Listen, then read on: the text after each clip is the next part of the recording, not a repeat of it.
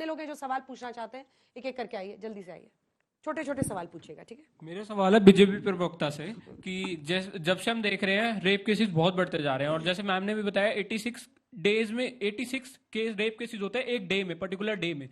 क्यों आपके एक मैनिफेस्टो में भी लिखा था कि हम वुमेन्स के रिलेटेड बहुत सारे लॉज लाएंगे जो अभी तक नहीं आए हैं? देखिए, जैसा मैंने शुरू में कहा, लॉज आएंगे पर स्टेट्स को इंश्योर करना है कि वो लॉ लागू हो। ऐसा नहीं हो सकता कि एक प्रदेश की मुख्यमंत्री, जो एक लौती महिला मुख्यमंत्री है पूरे देश में, उस प्रदेश की गृह मंत्री भी है और हेल्थ मिनिस्टर भी है, और वो अपने खिलाफ प्रोटेस्ट निकाले। इसका मतलब वो बिल्कुल ही विफल है। जब एक मुख्यमंत्री अपने खिलाफ प्रोटेस्ट निकालेगी तो आप जितने भी लॉज ले आएंगे वो कैसे काम करेंगे? तो ये हमें इंश्योर करना है कि आप लोग ऐसे लोगों को दोबारा वोट ना दें कि जो मुख्यमंत्री इतनी विफल है। Do we need a chief minister like this, जो एक लौती महिला मुख्यमंत्री है जो खुद के खिलाफ प्रोटेस्ट निकाल रही है? तो कितनी भी आप लॉ ले आइए, क्या होगा? ठीक है, पूछिए। मेरा सवाल ये है कि ममता बनर्जी ने मोदी जी को एक लेटर भेजा था कि 90 केसेस रेप के आते हैं पूरे दिन में, पर डे।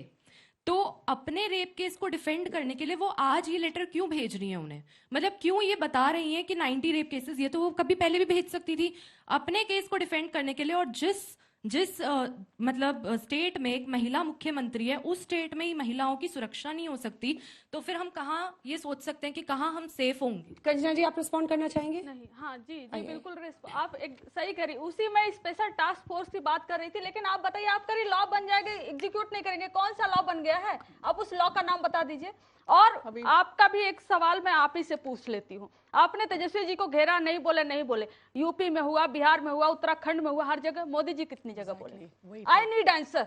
मैं मोदी जी, अमित शाह जी, बीजेपी के अध्यक्ष जितने भी हैं, कितने लोग बोले?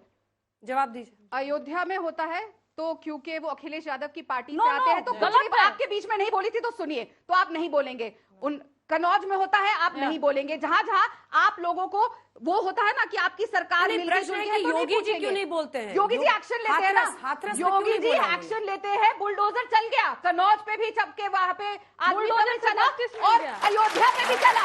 जवाब देते हैं, काम करते हैं। ये नहीं कि ट्वीट करके कहते हैं कि न्याय होना चाहिए और डर जाते हैं ममता बनर्जी का नाम लेने से। हाथरस में तो आधी रात में बेटी को केरोसिन तेल डालकर जला दिया गया, माँ बाप को बाहर रखकर। वो किसके राज में हो रहा था? तब योगी जी क्यों नहीं बोले? उसके बाद एक्शन लिया गया ना अंजना जी, हुआ। मैं मानती हूँ कहीं ना कहीं कमी हुई, वो हुआ, लेकिन उसके बाद एक्शन लिया गया। हम अपने एक्शन से और अपनी जिम्मेदारी से पीछे नहीं हटते। मेरा क्वेश्चन ये है कि जो आपने बोला इस्तीफा दे देना चाहिए सरकार को, तो क्या इस्तीफा से महिलाओं को सुरक्षा मिल जाएगी? हमें तो मतलब दूसरी पॉलिटिकल पार्टी को टारगेट करने की बजाय सबको एक साथ बैठकर सॉल्यूशन निकालना चाहिए। आप भी नर्सिंग करेंगे? कंप्लीटली। बिल्कुल। सारी पॉलिटिकल पार्टियों को बैठकर, सरकारों को बैठकर इस पर सोल्यूशन निकालने की जरूरत है। माइंडसेट की तरफ सोल्यूशन निकालने की जरूरत है। राजनीति करने से, इस्तीफा दे देने से नहीं होगा। विमेंस के साथ जो हत्याएं हो रही हैं, बलात्कार हो रहा है, नहीं सॉल्व होगा प्रॉब्लम को सॉल्व करने की जरूरत है। और सारी सरकारों को बैठकर, स्टेट गवर्नमेंट हो, सेंटर, बैठकर सोल्यूशन निकालने की जरूरत है। मैं आपके साथ हूँ। मैम, जब से ये घटना हुई है उसके बाद से तो हम लड़कियों में बहुत ज्यादा डर का माहौल बैठ गया है। इवन लाइक अब हम कहीं बाहर निकलते तो अगर ज्यादा मेल गैदरिंग होती है तो पर्सनली मुझे भी बहुत डर लगता है।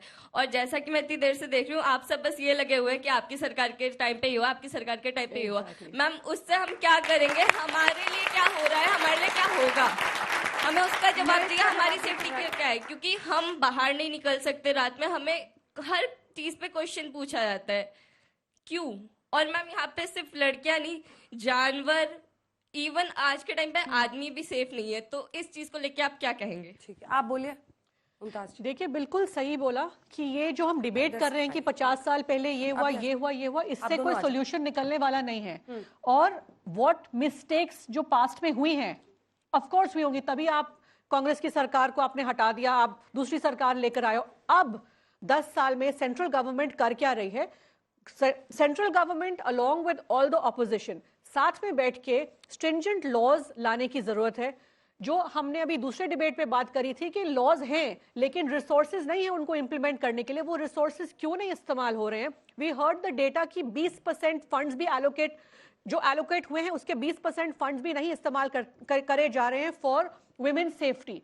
सो इसकी अकाउंटेबिलिटी कौन लेगा? it onus lies on any government. We have a federal system, ठीक है, सेंट्रल गवर्नमेंट जो है, लेकिन जांच तो रेप केस में पुलिस को करना है ना जी, जांच तो रेप तो केस में पुलिस को भी तो अकाउंटेबल सेंट्रल गवर्नमेंट ही लेकर आएगी ना अल्टीमेटली। स्टेट का होता है तो अग्रीड, बिल्कुल, I am saying that together it's a federal system, I understand that, but जो भी स्टेट में हो रहा है, बट अल्टीमेटली तो एक स्ट्रिंजेंट लॉ कहीं ना कहीं से पास तो करना पड़ेगा ना। फंड का क्या हुआ? हाँ, क्या मेरा हुआ? ये मानना है अंजना जी, यहाँ पे चर्चा हो रही है और सबके मन में एक ही सवाल है जो मेरे मन में भी है, बीइंग अ वुमन आपके मन में भी है, कि इस सब का सोल्यूशन क्या निकलेगा, और सोल्यूशंस लेने पड़ेंगे, कड़े लेने पड़ेंगे, and charity begins at home. हमारी पार्टीज में भी ये इंश्योर करना पड़ेगा, या कहीं पे भी वर्क प्लेस पे, for main and women both, कि वहां पे सीसीटीवी कैमरा हो। मैं खुद इस बात से जूझी भी और खुद विक्टिम हूं कि वर्क प्लेस पे महिलाओं के साथ क्या होता है, लेकिन कांग्रेस के ऑफिस में सीसीटीवी कैमरा तक नहीं है। तो जब खुद की पॉलिटिकल पार्टी के ऑफिस में सीसीटीवी कैमरा नहीं है, वो आगे जाके जनता को क्या प्रोटेक्ट करेंगे जो अपने घर की महिलाओं को नहीं कर सकते। तो एट वर्क प्लेस, चाहे वो कोई मीडिया हाउस हो या कोई कॉर्पोरेट हो, वो हॉस्पिटल में भी यही हुआ, वहां पे कैमरा नहीं थे। वो प्रिंसिपल बोलता है कि मैं क्या कर सकता हूं, रात को 2 बजे वो लड़की जाएगी। दिल्ली की मुख्यमंत्री, आपको याद है ना शीला जी ने क्या कहा था जब एक जर्नलिस्ट को बसंत विहार में गोली मार दी गई थी, वो लड़की रात को वहां क्या कर रही थी। यही बार बार होता है, लड़की के कैरेक्टर पे सवाल उठा दिया जाएगा, लड़की अपनी बात बोलेगी, आधे केसेस इसीलिए रजिस्टर नहीं होते। चैरिटी बिगिंस एट होम हमको इंश्योर करना चाहिए एज वुमेन लीडर्स कि and as the journalist, as women, हम जहां जहां हैं कि वर्क प्लेस को हम सेफर बनाएं। हमें ये मिलके पॉलिटिशियंस, मीडिया, आम जनता, सबको मिलके एक मुहिम चलानी पड़ेगी, वरना ऐसे ही होता रहेगा, डिबेट्स होती रहेंगी, आपके यहाँ रेप, मेरे यहाँ रेप, ये सवाल पूछते रहेंगे और हम अनगिनत डिबेट्स पे यहाँ आते रहेंगे। अच्छा, जो घर में लड़कियां सेफ नहीं, उनका क्या? घर में सीसीटीवी आप लगाएंगे? आई एम जस्ट सेइंग, आप सीसीटीवी घर में लगाएंगे। एक माइंडसेट है सोसाइटी का जो बदलना पड़ेगा, वो तभी आएगा जब एक स्ट्रिंजेंट लॉ बनेगा जहां पे लोगों को डर रहे, जो इन्होंने कहा कि बताना चाहिए कि क्या हुआ कन्विक्शन में, कि जो अपराधी रहे हैं उनके साथ किस तरीके का बर्ताव किया गया। और क्या आप जो उनका साथ देने को तैयार है कि कांग्रेस Of पार्टी course. के दफ्तर में वो कह रही है, एक सेकंड, कांग्रेस पार्टी के दफ्तर में वो कह रही है सीसीटीवी नहीं है, उनके साथ वहां पर बदतमीजी हुई थी, क्या आप उसमें साथ देने को तैयार बिल्कुल, हैं? ऑफ कोर्स, दिस इज कहाँ अ किसी ने नेशनल, साथ दिस इज अ दिया? National issue, this is a national issue, it is for all the women, it is for the safety. देखो, ये कोई हम अभी जो डिस्कस कर रहे हैं कि इसका सोल्यूशन क्या है, it's not $1 million question, it is about 1 billion daughters, right? So ये सॉल्यूशन जो है साथ में मिलके लाना। अगर हम यही टीवी चैनल्स पे बैठ के डिबेट करेंगे कि आपकी सरकार ने ये किया, मेरी सरकार ने ये किया, तो ये तो चलता रहेगा। इससे सॉल्यूशन क्या निकलने वाला है? अल्टीमेटली मैं यही बोलूंगी कि सबको साथ में आना पड़ेगा, बिकॉज जो भी डिफरेंट गवर्नमेंट स्टेट में होती है, सेंटर में डिफरेंट गवर्नमेंट होती है, बट अल्टीमेटली क्या, आप क्यों वोट करते हो? आप इसलिए वोट करते हो कि आप सेफ रहे as citizen of the country. तो इसमें there has to be no politics. I am sorry, छोटा सवाल पूछेगा, उसके बाद कंचना जी। मेरा सवाल ये है कि हम यहाँ पर डिस्कस कर रहे हैं पॉलिटिकल पार्टीज में किसी को इस्तीफा दे देना चाहिए, किसी को वोट किस बात पर मिलना चाहिए, बट द क्वेश्चन इज कि क्यों रेपिस्ट के मन में ये डर नहीं है? क्यों इतना टाइम लग जाता है हमारे को जस्टिस मिल जाने में? जिस देश में एक रात में नोटबंदी हो सकती है, उस देश में एक रात में जस्टिस क्यों नहीं मिल सकता? ऐसा हो सकता है क्या? मुमकिन है? एक सेकंड आ रही है, ऐसा मुमकिन है? क्योंकि मतलब जो ये बच्ची कह रही है उस पर हम कितनी भी ताली बजा लें, लेकिन ये हमारी जो न्याय व्यवस्था है उसमें मुमकिन ही नहीं है, ये पॉसिबल ही नहीं है। निर्भया केस डिस्ट्रिक्ट कोर्ट से 9 महीने में डिसाइड हुआ, हाई कोर्ट दिल्ली से 3 महीने में हुआ, सर्वोच्च न्यायालय में 17 महीने तक पेंडिंग था, क्योंकि किसी की अकाउंटेबिलिटी फिक्स नहीं है। तो जो भी बच्ची का क्वेश्चन है बिल्कुल सही है कि जो रेपिस्ट है उसको हम एक दिन में फांसी क्यों नहीं दे सकते? क्या हम एक सिस्टम ऐसा डेवलप नहीं कर सकते? Political will power, judicial will power, तो सीमा जी आप भी जानती हैं कि एक दिन में नहीं हो सकता है, लेकिन क्या एक नहीं हो सकता मैडम, नहीं हो सकता, इन्वेस्टिगेशन के बिना नहीं हो सकता। इसी केस में हमने देखा कि इतनी जगह पे जीएसटी इम्प्लीमेंटेशन, नहीं, मैं बिल्कुल मैं एग्री करती हूँ कि उस बिटिया का उसका जो सेंटिमेंट है, वो सेंटिमेंट को हम सब स्वीकारते हैं, सबका खून खोलता है, लेकिन वो कहना क्या चाह रही है कि एक fast track court with daily hearing इतना हम फिक्स कर सकते हैं कि अगर कोई रेप केस है उसमें फास्ट ट्रैक कोर्ट आपने बना दिया, फिर हियरिंग ही नहीं होती फास्ट ट्रैक कोर्ट। अभी श्रद्धा विकास वालकर का केस में देख रही हूँ, जिस बिटिया के 35 टुकड़े कर दिए गए हैं। डिफेंस काउंसिल वहां पर आए दिन बार बार वो क्या करते हैं, कोर्ट में नहीं आ रहे हैं, लेकिन उनके पास भी ये लूप होल जो लॉ के हैं, उनके पास ये राइट है कि उनको सुना जाएगा। अगर वो 2 दिन डेट पर नहीं आ रहे तो तीसरे दिन सुना जाएगा, फिर 2 दिन गैप करेंगे। ये जो लूप होल है, इस पर काम किसको करना है? जुडिशरी को करना है, हमारे पॉलिटिशियंस को करना है, एडमिनिस्ट्रेटिव सभी को मिलकर के करना है, लेकिन हम नहीं कर रहे हैं इस पर काम। और जब तक ये अकाउंटेबिलिटी फिक्स नहीं ये जो होगी, डिलेइंग टैक्टिक्स रेप केसेस में होते हैं, उसके लिए स्पेसिफिक आपको प्लग करना होगा इन लूप होल्स को। एक जब और डिफेंस चीज, काउंसिल आता ही नहीं है। अंजना जी, एक और चीज, हमारे देश के अंदर 50% महिलाओं की आबादी है। स्पेसिफिक तरीके के क्राइम होते हैं महिलाओं के साथ, रेप के क्राइम हो गए, डोमेस्टिक वायलेंस हो गया, डॉरी डेथ हो गए, ये मेल के साथ नहीं क्राइम होते। मैं ये नहीं कह रही हूं कि जस्टिफाई कर रही हूं कि उनके साथ ये क्राइम नहीं।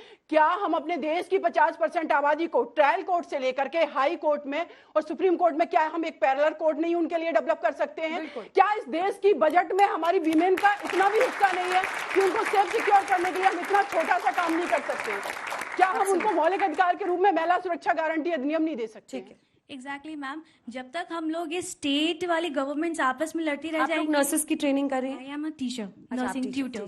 सो ऑफ कोर्स मुझे अपने स्टूडेंट्स को, फीमेल स्टूडेंट्स को नाइट ड्यूटी पे भी, शिफ्ट पे भेजना है, हर जगह भेजना है। मैं खुद फीमेल हूँ, मुझे भी वहाँ पे राउंड्स लेने हैं। मैं स्टेट गवर्नमेंट्स की लड़ाई में नहीं पड़ सकती। आई रियली वांट कि अगर हम टेररिज्म के लिए एक नेशनल इन्वेस्टिगेशन एजेंसी बन सकती है, सेंट्रल लेवल पे रेप विक्टिम्स के लिए क्यों नहीं बन सकती है, जो सिर्फ रेप विक्टिम्स को ही जज करेंगे, डील करेंगे, तभी कुछ हो पाएगा। लेकिन हम तो ऐसे लड़ाई में ही फंस जाएंगे मैम। बहुत अच्छा सजेशन है कि इन्वेस्टिगेशन, क्योंकि हर केस में 27% अगर कन्विक्शन रेट है तो पुलिस फॉल्टर करती है हर जगह पर, हर केस में। और शुरुआती बॉचिंग आप मतलब खत्म, उसके बाद से आप प्रूव करते रहिए सालों साल।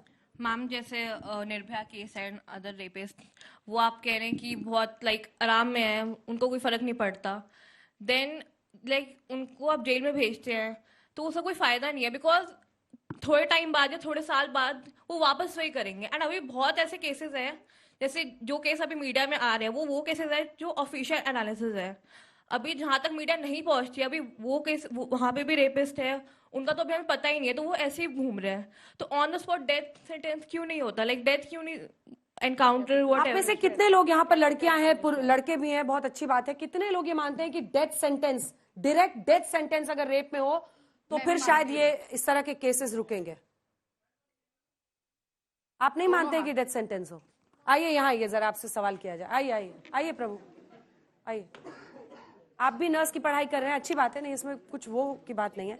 आपको लगता है कि डेथ सेंटेंस से नहीं रुकेगा, क्यों? मैम डेथ सेंटेंस चाहिए, बट हमें ये देखना चाहिए कि बोथ मेन और फीमेल साइड्स भी देखना चाहिए। हमें कभी भी फॉल्स एलिगेशंस को प्रमोट नहीं करना चाहिए। कभी कभार मैं डेथ की बात नहीं कर रहा, कभी कभार फॉल्स एलिगेशन के कारण कई लोगों को, मेन को या फीमेल्स को, उनका आवाज ऊपर तक नहीं आ पाता। कभी कभार कई लड़कों, मेल्स हो जेल में 10-20 साल तक, मीन्स। आप तो नर्सिंग के स्टूडेंट है ना? पोस्टमार्टम रिपोर्ट के बिना तो किसी को सजा नहीं होती है। वो नहीं बोल रहा मैम, मेरा गलती होगी, मैं सपोर्ट करता हूँ। अब पलट रहे हैं आप। नहीं मैम, मैं आपसे पूछिए, पोस्टमार्टम रिपोर्ट तो आएगी ना, उसमें रेप तो आएगा ना, उसके बाद ही तो फिर सजा होगी किसी को।